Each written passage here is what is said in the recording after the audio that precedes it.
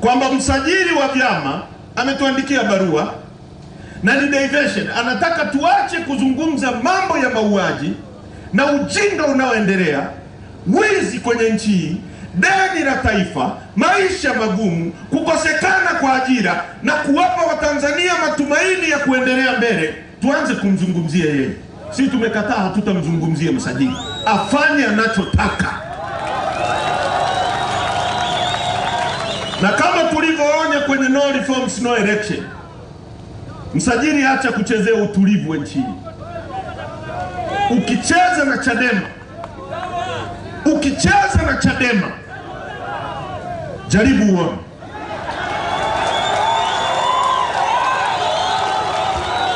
Watanzania hawatakubali chama chao ambacho ni tumaini pekee ambalo wakiliona anajua mtoto wangu pengine kesho atapata ajira.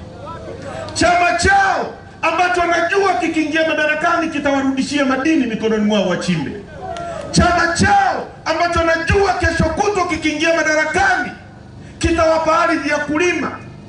Chama chao ambacho kitawapa matibabu. Watanzania hawako tayari kuona msajili unakichezea, watakuletea baraa ambayo hujawahi kuona. Sasa pia chama sio karatasi, chama ni watu, chama ni imani. ANC ya Afrika Kusini ilifutwa na makaburu kwa miaka 30. Ilikufa ANC, siliingia madarakani. Chadema ni watu, na nyie ndio Chadema wenyewe, nyie ndio Chadema. Sema sisi ndio Chadema, sisi ndio Chadema. Hebu nyooshe mkono msajili aone Chadema ni wapya. Hilo la kwanza.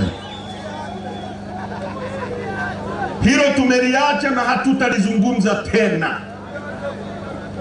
Tumemwachia yeye afanye anachotaka.